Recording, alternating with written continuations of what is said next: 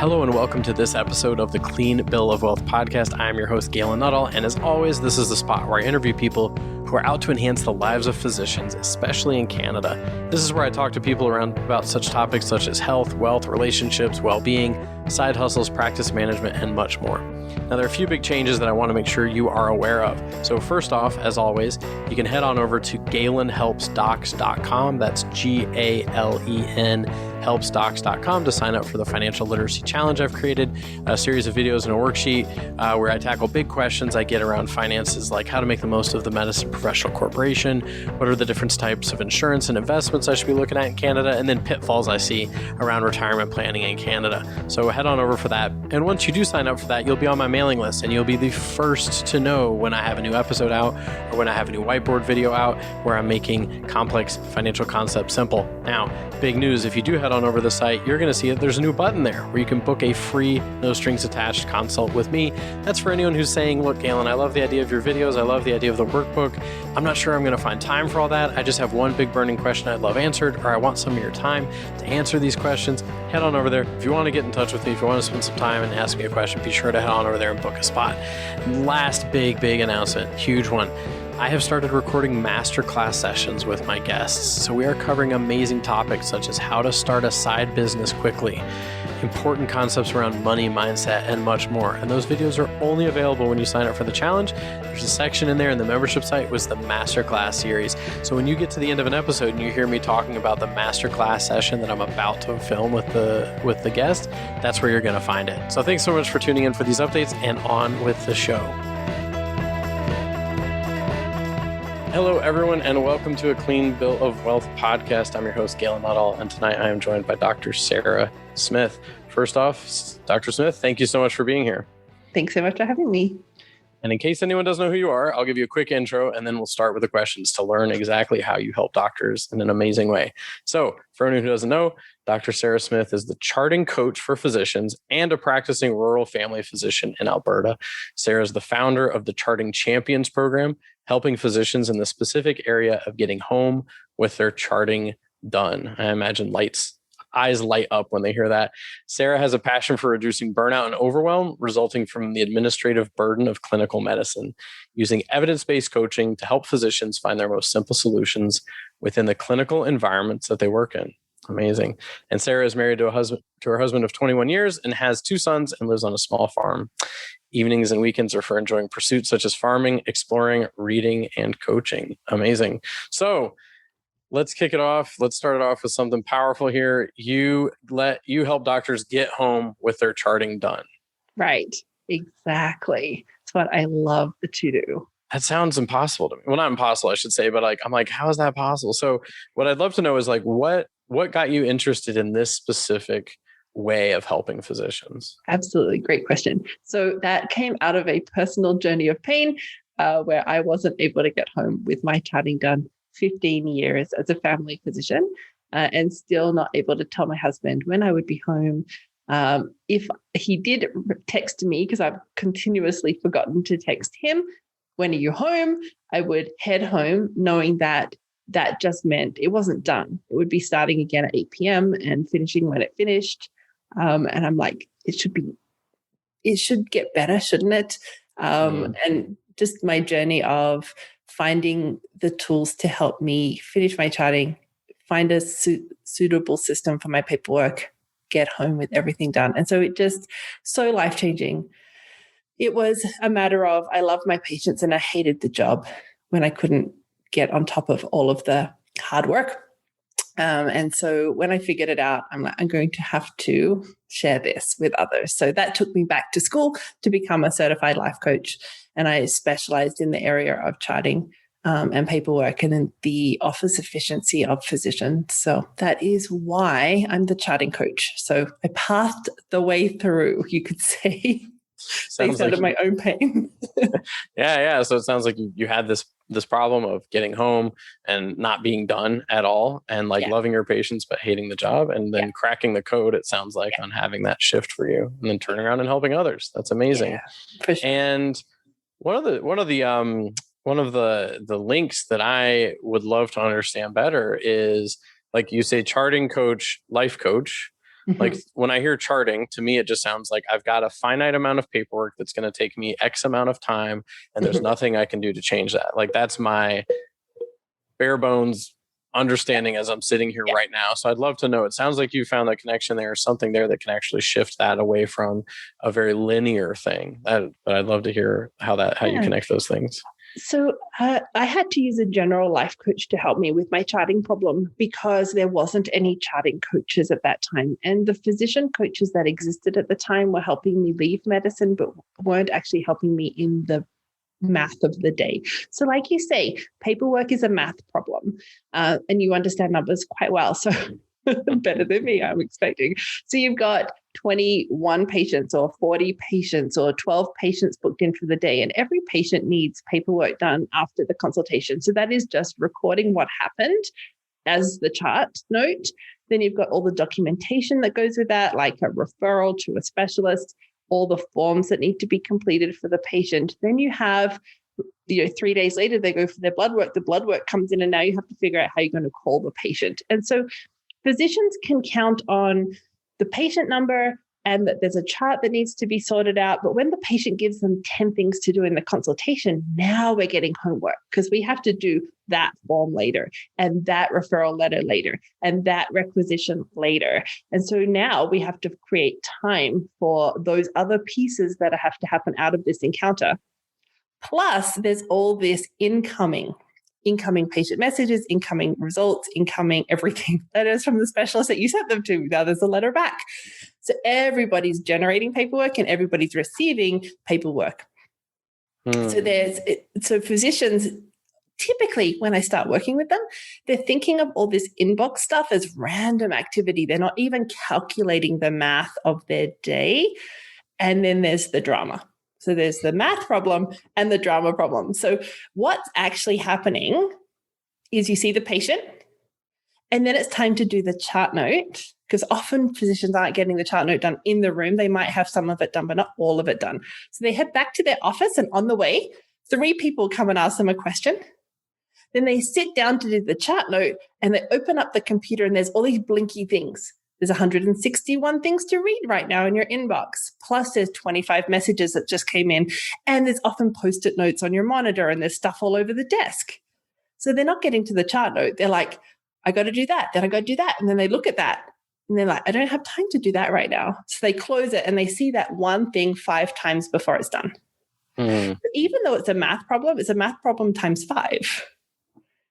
So there's always something more important than the note right now. So the note gets put off till later. What does that mean? It means homework. It means you're doing it tonight at 8 or 9 or 1 in the morning or 2 in the morning. Then you become sleep deprived.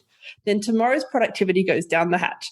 And every time you're interrupted, so if somebody asks you a question in the corridor, you've got to have 5 questions answered before you can answer their question. You're like, what am I doing now? How far behind am I? Can I do that quickly? Do I have to open the chart to figure that out? If I open the chart to figure that out, what is the consequence for my day? Well, just put that on my desk. I'll do it later. So now you've got this burden, decision-making fatigue happening because somebody asked you a question in the corridor, which adds to the thousands of decisions that physicians are making every day. So we've got to keep them in a system that works for them in the clinical environment that they work. Right? So we start to be really curious. Who's interrupting you and why? Why are you thinking that that blinky thing in the corner is more important than the chart note now? If you can see the patient and do the note, you offload it out of your brain. And now you're more focused on the next person. So it's so valuable to physicians to understand the math, like you said, and the drama that goes with it, and start being more focused on that. Well, how could I do business better? How could I, if I actually sat back and looked at my clinical day, what could I make different that could make this so much better, smoother, easier for me, the executive? Because they don't even think of themselves as the executive. They're like abdicating responsibility to the people at the front. Like, but they keep giving me messages. I'm like, well, why don't you tell them not to? Like, teaching them different ways to deal with those messages, empowering your staff so you don't get 15 messages. It's all possible. Well, I was I was going to ask you if part of the strategy is just for the doctor to wear blinders while they run down the hallway and like not have anyone interrupt them. Cause it's like, yeah, like, I mean, even you describing that has like me anxious. I'm like sitting here thinking about how anxiety inducing that must be to go to a desk and just feel like there's just too many things to do. And that thing that you were going to get done right then and there can't get done anymore, that charting. And like you said, then it gets put off until, and it sounds to me like it what ends up happening is the doctor just puts it off until a point in time when they're not going to be interrupted. Like, okay, I'm home, everyone's asleep. Now I can finally do this thing, because before that they felt like they couldn't do it. Like they had that, potentially, I guess, self-imposed limitation that this is a kind of thing that I can't get done because there's too many other things pulling on me right now. Yeah, it's really hard to explain to your family this paperwork thing. Well, what are you doing? Paperwork. But your patient slept 3 hours ago. Yeah. It's like, so the doctor knows exactly what that means, paperwork. They're like, yeah, you should see there's pile A and there's pile B, and then there's my 3 inboxes plus my 2 email accounts plus the patient messages. It's like, just give me 5. Yeah. Hours, that is, not 5 minutes. Right. And the spouse is like, but the patient's left 2 hours ago and your hours of work are 8 till 5. I don't understand. Yeah. Doesn't commute. And so there's this real burden. And then the final patient leaves and you just get this relief. You're like, oh, finally the patients have gone. I'm not running into the next room because there's a patient waiting and then they're going to grump at me and look at me crazy and think that I'm, slacking off all day. And then, so you're like, oh, relief. And then you're like, open the computer. Okay, now I have 17 charts, 169 results, 15 letters, 25 messages, and all the emails from the patients. Like, which one do I start with first? And you start looking around. You just become overwhelmed. It's just overwhelming. You don't know where to start. So that's when people will be, grabbing their Facebook or Sudoku or another cup of coffee or a chat in the hallway because they just don't know where to start. Yeah. So it's not even that there's 300 things to do. It's 300 things to do, and I'm overwhelmed, and I don't know where to start, and I've got to get home and cook dinner and pick up the kids, so I can't even do any of it right now. Right. And that sounds like when that math problem gets compounded, like that finite number of tasks feels insurmountable, and then stack on the life, anything that's going on in life outside of the clinic, and it just comes over unbearable. And it's kind of funny. It reminds me of a video / meme I saw the other day where it was it was a hedgehog that was like rolling up into a ball and then just rolling down a hallway. And the caption said, "Me when I have too many things to do," where it's like, you can do a certain number of things, but then when it passes a certain point, it's like, nah, I'm going to scroll mindlessly through social media because now I'm overwhelmed and I can't manage this anymore. And then nobody. That's the life coaching part, is we help manage your mind so that then we can actually come up with the strategies that will help you and you can follow through with them. Yeah. Very cool. Yeah, because then nobody's getting the best of the doctor. Like the patients aren't getting it. The family isn't getting it. They're not getting the best of themselves. They're getting an overworked, overwhelmed version of themselves. Wow. Okay. So what I'd love to know then is which types of doctors do you find are that benefit the most from this approach? Is it there's certain specialties that benefit the most from it? I mean, I feel like different ones must have different levels of charting needs. Yeah. So actually anyone who can identify with that story can benefit from it. Right. So if they are doing charts in the evening, then they can benefit from it. So it's typically, like you say, family physicians, pediatricians, but definitely obs and gynae, neurologists, rheumatologists, pulmonologists, they all see patients in clinic and then they have notes to complete. Oncologists, like it really is something that physicians, if they're struggling, if they're not getting home as the last patient leaves and they can go home, that's when we can help them. It's anyone who identifies with, I'm doing charting on weekends. The other interesting thing about this is they're under earning. Mm-hmm. Because now they're taking the money that they earned from their patient and they're spreading it into hours later as well. Mm-hmm. I was thinking about that because I was thinking like suddenly your hourly rate gets diluted because it's like it's no longer just those hours of actual during the day. It's like, oh, never mind, now that's diluted by an extra 25% more hours per day, which definitely above and beyond the family impact and the personal like health impact, there's the financial impact, obviously. In fact, a lot of physicians tell me it's 1-to-1, when they first come to me. So the patient, whatever the patient encounter was, whether it was half an hour, there's another half an hour of work after. Whoa. Right? Wow. So if you're not doing your work at the time of seeing the patient, you are definitely losing money. And then if they're not doing charting for weeks or months, which I have, the physicians I look after are coming to me with a backlog because they have these unfinished charts, which mount up, and then they can actually pass by billing dates.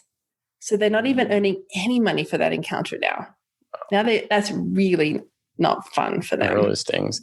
And so now that we've spent some time in what I would consider to be like a very anxiety-inducing picture of one-to-one, of being interrupted in the hallway, of coming home stressed out, knowing that you're going to have to stay up hours and hours later than your family, what can it look like for someone once they've got all this under control? Like, I would love to stop feeling the anxiety, even I'm feeling by proxy at this moment for these doctors, just by spending some time. And what does it look like once they've got it figured out? Yeah. So the physicians tell me they don't dread work anymore, which is so valuable, right? They're actually having evenings and weekends to be the mom or the dad that they want to be. They're actually exercising again. Some of the physicians I look after haven't exercised in 5 years because every minute is taken up with this blinking paperwork and charting, reading a book, taking up hobbies, taking up a side gig. That's what I did. So I finished. I see the patient. All the notes are done. The patient leaves, and 5 minutes later, I'm out the door. It's awesome. It's awesome. Okay. And so what that does is it gives you all this amazing time that you never had.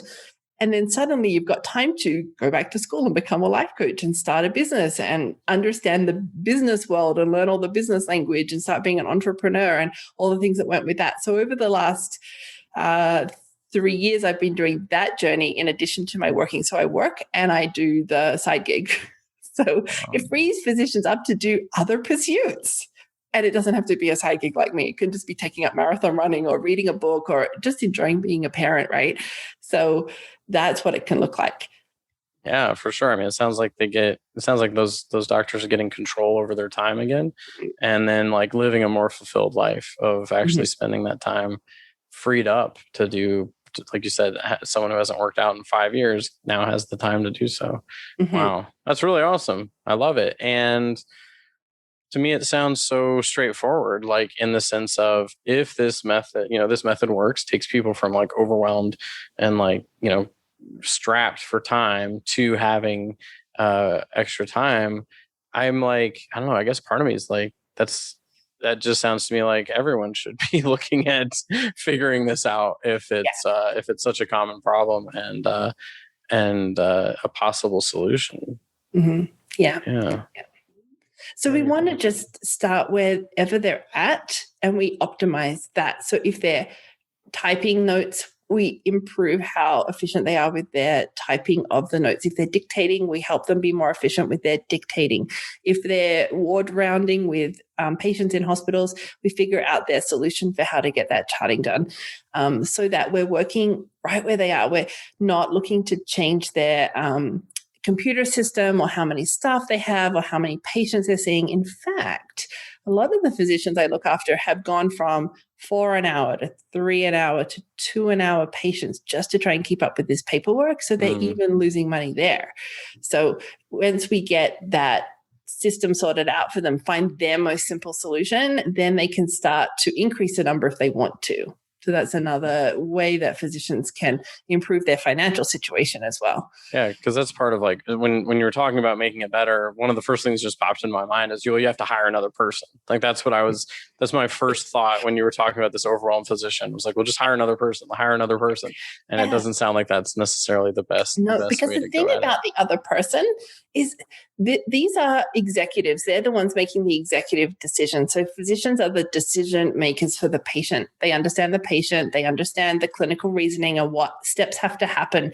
But you're right, they're doing a lot of the non-physician work as well. So they're often being their secretary as well, sneakily, like figuring out which documents work for this form is not physician work. So we actually start to show them where they can buy time with using their staff more appropriately and offloading some of the things.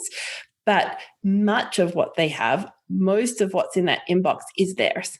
They're the only ones who can do that work. So it isn't just hiring another person. And you think, oh, just grab a scribe. That'll fix everything. A scribe is someone who writes down what happened in the room. The funny thing about scribes is it doesn't fix the problem either, because now you have somebody who doesn't know how you work, doesn't know what you did, doesn't know how to write it down right. So you have to train them. So we can use scribes. If somebody's got a scribe, we'll help them figure out the best way to onboard them so they can do the work and reduce your time. But it's not inherently easy just to hire someone else. That would just be amazing. But unfortunately. Hire someone who automatically knows how to do everything. Well, yeah. And I mean, I love what you said about meeting the doctor where they are, like whatever system they're using, finding out what is potentially not optimized with that existing system. And it's kind of funny. I didn't mention this to you before we hit record, but I actually used to be a medical transcriptionist for a shoulder surgeon. Oh, yeah. When I worked, so you know what I'm talking about. I do know. I used to type it was a lot. I would spend a lot of time typing, and it made me a very fast typist, which is kind of nice. But I'd listen to him dictate, and I would type and type it all out and send it back. So I know a lot about reverse delta prosthesis shoulder surgery. Well, I know the words. I don't know a lot about how it actually works. I just know the words, subluxation and whatnot. Well, now you know what a chart note is too, because that's exactly charting. So that has to be done after every encounter. Yes. Plus anything else he was ordering, like the x-rays had to be ordered or read or the reports read. And exactly that. Yeah, so I guess I have more insight into charting than I realized. And I mean, the system he used was just like a recorder. This is years ago, so I'm sure there's lots more options. Or even, I remember at the time it was, voice recognition technology was starting to take off. Yes. But his thing was he'd talk into this thing, he'd plug it in, and then I'd download this piles of audio notes. And I always remember thinking, I wish it would just upload as he goes. Because sometimes he'd forget a day or two and he'd plug it in.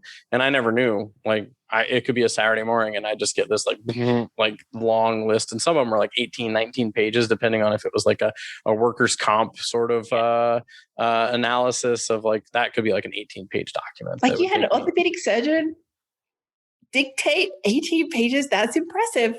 That's got to be their whole yearly word count. It was a lot. It was a lot. I liked those. I got paid a lot on them. I think they would enjoy that sort of charting for the majority of the days. I can't imagine. So yeah, okay. Yeah, no. So yeah, no, I can see that. So awesome. So it sounds like, maybe some of those solutions are not as straightforward, like having the scribe or, but it sounds to me like, and it's cool because I thought maybe you would prescribe a system necessarily, but it sounds like you're fairly flexible as to if there's a system, how do we optimize the existing one? Yeah, we want simple solutions, because anything that's they're going to be signing up for change. So change is difficult and uncomfortable, but what they've got right now is super uncomfortable. They don't like charting after the patients have gone. They are not enjoying that evening and night charting at all. This is overwhelming and uncomfortable. Making change is also uncomfortable, and it's a path, right? So having somebody there helping you out along the way is so much easier. Can they do it on their own? Of course they can. Of course they can figure this out on their own. So once you understand it's possible. It's possible to get home with your charting done. Some of you will figure it out. And I think that's awesome. And then a lot of you will be like, no, I have no idea how to do this. Because I asked mentors my whole career.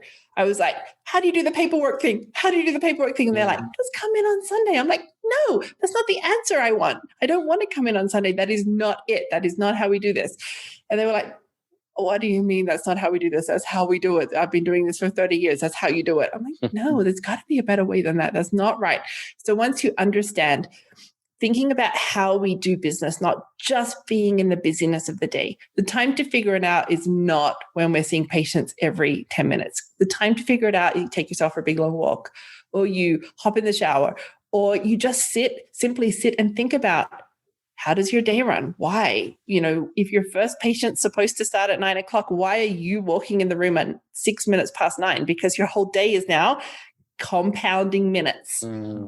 How many minutes are we spending in the room and why? Where do those minutes go? How long are we spending charting? Where do those minutes go? We're really starting to be so curious with every aspect of their clinical day. So they feel like they've got it as neatly sorted out as they can for them.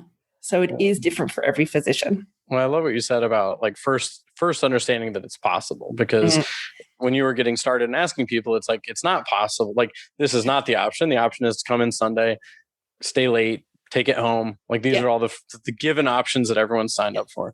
And you're like, no, like, so I feel so like that first step is to know it's possible, and then figure out how to get there, and, seek support if necessary to make it happen. Exactly. And so, I mean, maybe like, I'm curious as to, if you can give us, I think you've given us some insight into the process of, looking at where they are, how to optimize. You've mentioned that the time to figure it out is not when you're in the thick of it, and like middle of the day, burnt out, like freaking out because you're late. Now you're really late to every meeting or appointment. So like, can you tell us a little bit more about maybe like your process, or what does it look like for someone if they say, hey, I would love to work with you as a charting coach? Like, I think you've taken us through some of the process, but I feel like if you could share some more of that with us, that'd be really cool.